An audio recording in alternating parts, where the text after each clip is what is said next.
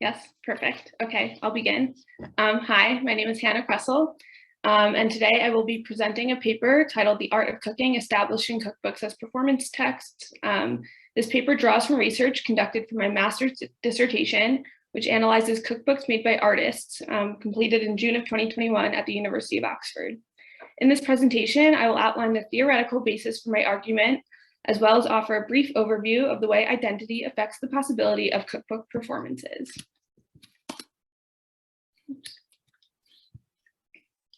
Early in Filippo Tommaso Marinetti's The Futurist Cookbook, first published in 1932, the author writes, "While recognizing that badly or crudely nourished men have achieved great things in the past, we affirm this truth. Men think, dream, and act according to what they eat and drink."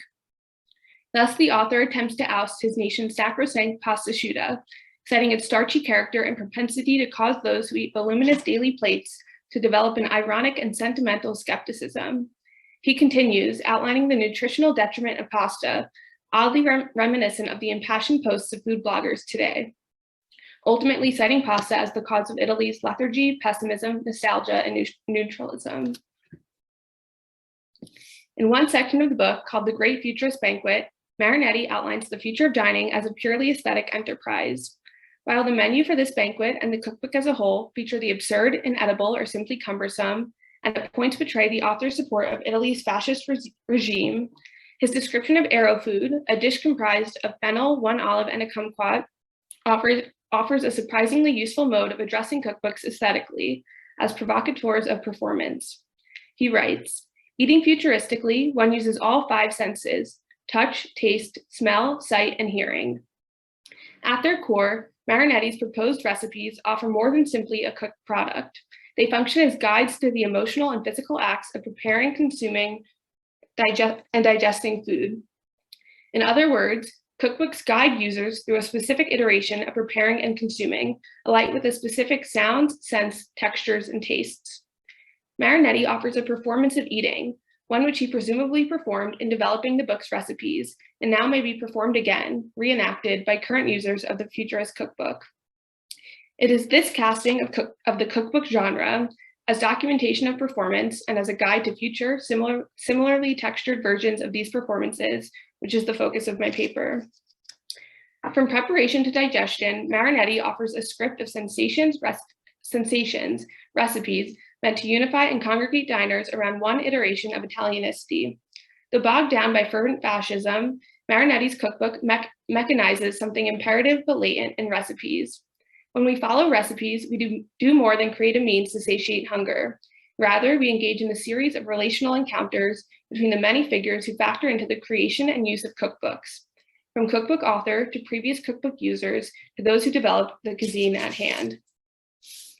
In addition to offering recipes for risotto, broiled fish, or burnished breads, these repositories of cooking methods and taste function as a series of profoundly relational and participatory acts which project from the cookbook. The cookbook not only is a suitable substrate for performance, but an ideal one because it sensationalizes, distills, and amplifies an essential aspect of human existence, eating, into a self-conscious, aestheticized act. The methodology outlined in my paper functions on the basis of Nicolas Bourriaud's claim that while art was once intended to prepare and announce a future world, today it is modeling possible universes.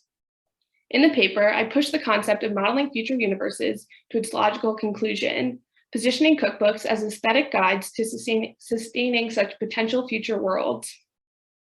As Bourriaud writes, the role of artworks is no longer to form imaginary and utopian realities, but to actually be ways of living and models of action within the existing real. Although he fails to include cookbooks in his pursuit of relational aesthetics, I suggest why this oversight is regrettable, demonstrating how cookbooks, in addition to acting as repositories of culture and cooking techniques, function as manuals for a complex series of participatory performances, sanctioned and previously practiced by the author and activated by the user, proposing actual modes of living by producing real and edible food.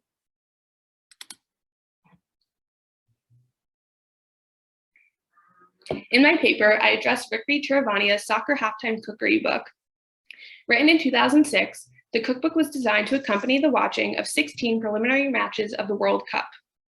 Every dish included in the book can be be prepared within the 15-minute halftime break of each game. As Reimar Staines writes in his introduction to the book, this 15-minute framework for each recipe is the book's culinary strategy. The contents of the book mirror a progression of soccer matches. At kickoff, we are offered Staines' introduction. In the semifinal, seared tuna or ratatouille, while menu options for the round of 16 include grilled cheese, Thai fried rice, sesame noodles, a tuna melt, a classic BLT, an egg salad Parmesan sandwich, Campbell's tomato soup, or Tom Kha Gai, chicken and coconut soup. The second cookbook I consider is Clarence Kwan's Chinese protest recipes. The zine-style cookbook, which was published online and in limited edition print in 2020, was inspired during a period of particularly concentrated anti-Black violence and protests surrounding the death of George Floyd in June 2020. Kwan's cookbook is introduced by 3 goals in bold typeface on the book's 4th page. 1, support Black Lives Matter. 2, raise awareness about racism and white supremacy. 3, resist through Chinese food. The book's recipes continue in such a way, referencing the period, place, and politics of the book's formulation. Kwan, a Chinese-Canadian cook and creative director, addresses racism in North America, specifically systemic injustice, through the construction of his recipes.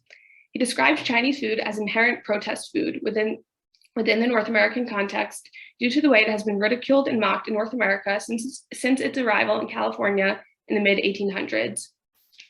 Although not explicitly stated in the book, he has argued on his social media platforms that, whether conscious or not, we act politically 3 times a day in choosing what we eat. In the next 2 slides, I will analyze the recipe construction in Soccer Halftime Cookery Book and Chinese protest recipes, and suggest how each author uses identity to manage the culinary performances projected by the cookbook. On page 21 of Clarence Kwan's cookbook, Chinese protest recipes, is a recipe for XO sauce, a savory condiment made of seafood originating in Hong Kong. The recipe is included in the headnote to Kwan's FTP fried rice as an optional umami addition. The recipe for XO sauce is written as follows. If you want to make your own, fry dried shrimps, rehydrated dry scallops, Virginia ham, garlic and shallots, and plenty of vegetable oil, low and slow until completely dried out. It's delicious. You can also buy it, but it won't be the same. If you are a cop, you do not have permission to cook this recipe. You are trash people and you deserve to eat like trash. The final dish should be really fragrant and savory with pops of big flavor. On the opposite page are 2 images. The first is of a police patrol car on fire, and the second is of hanging flanks of pork. We hate pigs is written in bold black capital letters under the first image. We love pork, stylized in the same way under the second. Recipes like ACAB crabs, Grandma's chicken, and anti-racist ahoy exist among pages of proclamations. It's not enough to be anti-racist, we have to be anti-racist. When Black people win, we all win, and so on. Recipe headnotes document signs of doneness, offer methods of conversing with family members about anti-Black behaviors and attitudes, and dispel mischaracterizations of Chinese food. In a recipe for sweet and sour pork, Kwan writes, some people say that it's inauthentic and that real Chinese people don't eat it. The truth is, Chinese people love sweet and sour pork. Kwan labels the recipes included in the book protest recipes. Cookbooks offer venues and modes of creating identity and define the bounds of this identity as it is articulated through food. While anyone can cook a recipe from a cookbook, not everyone can access a recipe's ability to situate and locate identity.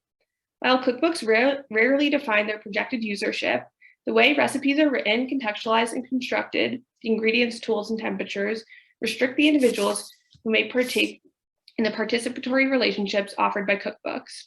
Just as recipes define the steps of a process, knead this, heat to this temperature, cook for this long, they also define the ability to assume identity through this process. After all, if we are what we eat, then the way we write our recipes is crucial to how we define ourselves and signal aspects of our identity. Recipes insinuate and manage usership, even as their authors hawk their recipes as both democratic and universal. Many times, cookbooks function as devices through which we create and nourish community spaces. Recipes are our guides to creating these spaces. When we follow a recipe, we not only engage with the cookbook author and those who made the ingredients we cook with, but we engage with the community from which the food item developed, partaking in a centuries-old practice of kneading, cooking, preparing, and ultimately eating and sharing. Proposed collective identity is not only reflected by the cookbook, but is assigned a set of rules, the steps in the culinary performance to produce such an identity through cooked food. In Soccer Halftime Cookery Book, for example, Tiravania uses the well-understood cadence of cooking times to produce and develop collectivity around the spectacle of soccer watching. The artist cum author engages the cookbook user in a series of recipes to cook during the halftime of major soccer games. Additionally, Tiravania constructs his cookbook with the aesthetics of melded identity, using cross-national phrases and recipes. The diaspora status of the author and cookbook opens up the possibility of the culinary performance to users who do not share a background with the author or the recipes. Rather than functioning as an inaccessible spectacle of nationhood, Tiravania's culinary performance is situated in cooking times, rather than culturally specific methods of preparation. In doing so, Tiravania produces a specific identity via engagement in a collective event. Cookbooks hinge on the potential for the recipes to be recreated. In constructing and adding recipes to a cookbook, the author does so with the expectation that people will make those recipes. The cookbook is an inherently functional multimodal device. Cookbooks do not exist in spite of the performances of cooking and identity crafting which they initiate. Rather, they exist solely for this purpose. It is a purpose which prompts engagement, meetings, if you will, and manages its own temporality. Recipes, after all, exist within a set structure of time: whisk for 5 minutes, bake for 40, serve immediately, and so on. The cookbook, understood as a manual for relational endeavors, engages users in specific and self-contained performances of cooking and consumption, delineated by the recipe structure. Many times, these performances reinstate identity and self within the user. Other times, cookbooks not only offer recipes for food items, but also function as guides to building nationality, such as the case in the Futurist Cookbook. In other cases, the culinary performance prompted by cookbooks makes participatory what would be a voyeuristic spectacle. The outsider is welcomed into the culinary sphere of the culture which the cookbook represents. In all cases, life and art are brought together. Cooking, an act necessary to eating, profoundly functional, becomes an event. Thank you.